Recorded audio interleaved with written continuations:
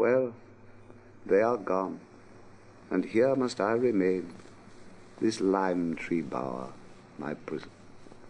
I have lost beauties and feelings, such as would have been most sweet to my remembrance, even when age had dimmed mine eyes to blindness.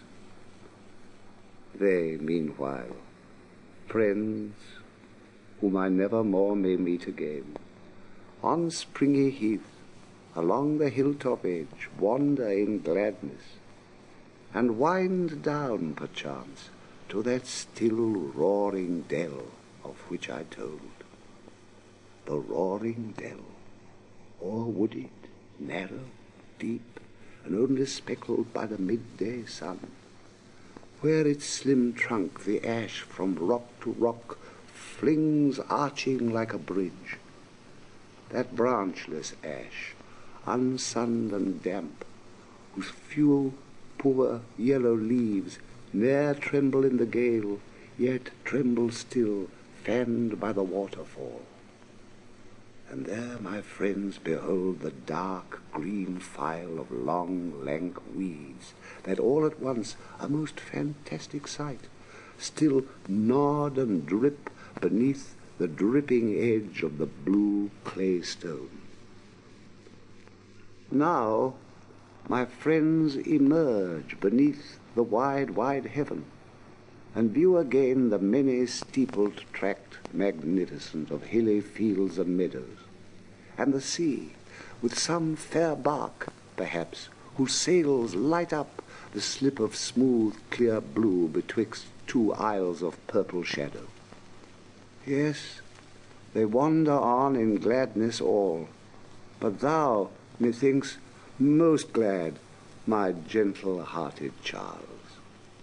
For thou hast pined and hungered after nature many a year, in the great city pent, winning thy way with sad yet patient soul through evil and pain and strange calamity.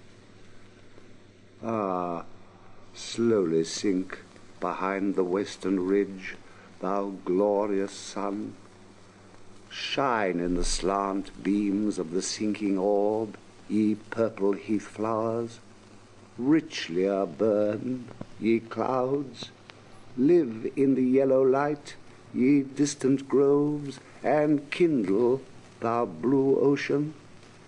So my friends, struck with deep joy, may stand, as I have stood, silent with swimming sense, yea, gazing round on the wide landscape, gaze till all doth seem less gross than bodily, and of such hues as veil the Almighty Spirit, when yet he makes spirits perceive his presence.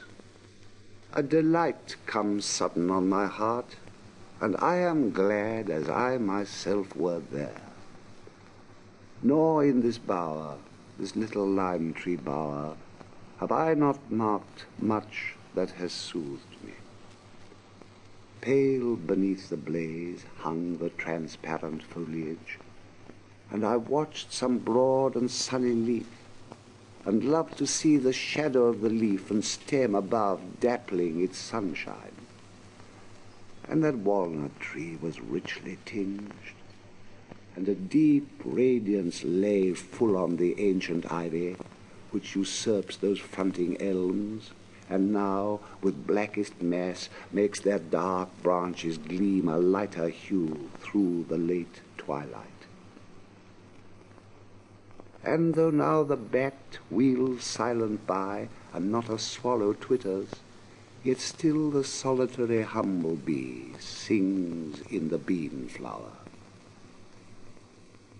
Henceforth I shall know that nature ne'er deserts the wise and pure.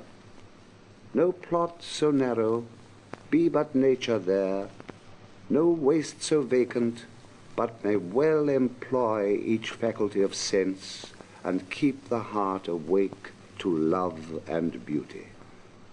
And sometimes 'tis well to be bereft of promised good, that we may lift the soul and contemplate with lively joy the joys we cannot